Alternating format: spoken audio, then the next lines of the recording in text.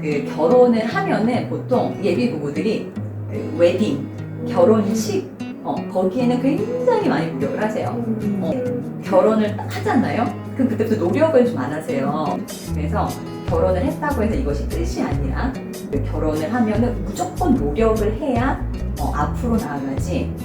노력을 하지 않으면 이건 그 자리에 머무는 것이 아니라 퇴보하는 거라고 생각을 하면 돼요. 안녕하세요. 저는 닥터 성지희 연세상담센터의 성지희 센터장입니다. 제가 주로 만나는 사람들은 개인, 커플이나 부부, 그리고 가족입니다. 갈등이 없는 커플은 없기 때문에 잘 싸우는 법을 배우는 것이 굉장히 중요해요. 갈등이 있을 때 싸우다 보면은 감정이 이렇게 증폭되거든요. 그러면은 어느 정도까지 증폭이 되면은 사실 그때부터는 합리적이거나 이성적인 대화가 불가능해져요. 서로에게 상처를 주고 서로를 비난하고 이런 거 시작이 되기 때문에 우리가 어디쯤에 있는지를 먼저 파악하는 것이 가장 중요해요. 아직은 우리가 합리적이고 이성적인 대화가 가능하다.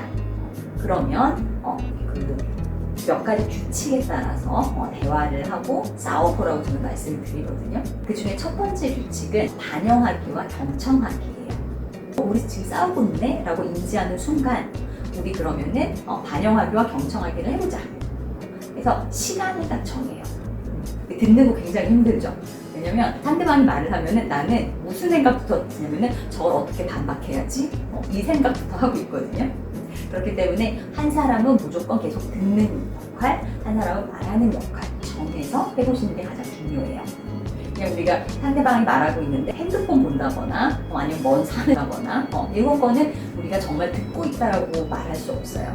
그래서 경청을 하는 거는 내가 적극적으로 듣는 거.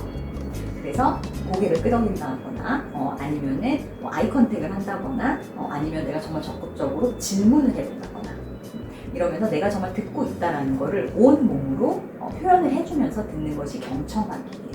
반영하기도 듣는 사람이 하는 역할인데 반영하기는 내가 당신이 하는 말을 잘 이해했습니까를 확답받는 과정이에요. 왜냐면 상대방이 어떤 이야기를 했는데 그거를 나는 나의 생각의 틀 안에서 해석을 한단 말이에요. 그럼 서로 오해가 생길 수도 있기 때문에 정확하게 반영을 해준다는 거는 상대방이 말한 이야기를 내가 정확하게 이해했는가 그거를 확답받는 과정이거든요. 말하는 입장에서는 우리가 흔히 말하는 I 메시지라고 이야기를 하는데 너라고 시작하는 문장보다 내가, 나는 이라고 시작하는 문장을 사용하는 것을 의미합니다. 더 이상 여기서 이야기를 하면 상처만 될 것 같다. 그러면은 제가 타임아웃을 외치라고 말씀을 드리거든요. 그래서 그 타임아웃을 외친다라는 거는 서로 시간을 좀 갖는 거예요. 그런데 타임아웃을 외치기 전에 꼭 규칙을 만들고 타임아웃을 해야 돼요. 왜냐면 예전에 저도 이걸 잘 몰랐을 때 저희 내담자 이제 부부한테 너무 싸움이 될 것 같으면 차라리 타임아웃을 외치세요 라고 말씀을 드렸더니 아내분께서는 10분 뒤에 다시 와서 이야기를 하고 싶어 하시는 거예요. 근데 남편분께서는 2박 3일 가출을 하셨어요. 그거는 서로 타임아웃에 대한 개념이 너무나 달랐기 때문이에요. 그래서 타임아웃을 하실 때도 너무 감정이 증폭되면 여기서 잠시 멈추고 얼마 뒤에 다시 돌아와서 이 이야기를 재개할 것이다 라는 약속을 하고 타임아웃을 하시는 것이 좋습니다. 한 번 이야기를 시작하게 되면 그 다음부터는 사실 그렇게 어렵지 않아요. 자리를 깔라고 얘기를 하거든요. 왜냐면은 그냥 이렇게 그냥 데이트 하다가 갑자기 불쑥 되게 어려운 이야기를 하는 건 사실 쉽진 않아요. 굉장히 집에서 편하게 맥주 한잔 하면서 이야기를 하게 되면은 서로가 약간의 긴장을 놓게 돼요. 근데 예민한 주제일수록 서로를 좀 배려하면서 사실 대화가 시작이 돼야 되는 거거든요. 집에서는 그냥 일상적인 이야기 하시고 중요한 이야기는 나가서 예전 데이트할 때처럼 서로를 정말 알아가기 위해서 얼마나 열심히 질문하고 하셨겠어요. 그때처럼 자리를 잡고 이야기를 해보라라고 이야기를 해드리죠.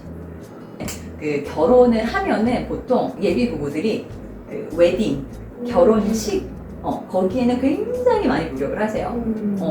결혼을 딱 하잖아요. 그럼 그때부터 노력을 좀 안 하세요.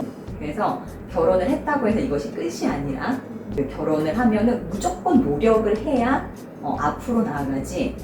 노력을 하지 않으면 이건 그 자리에 머무는 것이 아니라 퇴보하는 거라고 생각을 하면 돼요. 남편은 내가 이렇게 설거지도 도와주고 주말에 청소기도 돌려주고 이러면은 나는 사랑을 표현했다고 생각을 하는 거예요. 근데 와이프의 사랑의 언어가 인정하는 말이다. 그러면 남편이 아무리 표현을 해도 와이프는 사랑받는다고 느끼지 않아요.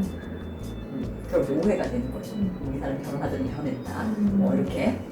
사실 사랑의 언어가 부부한테만 해당되는 게 아니라 뭐 직장 생활에서도 이제 해보라고 하거든요. 부부는 사랑의 언어가 인정하는 말인데 나는 봉사예요.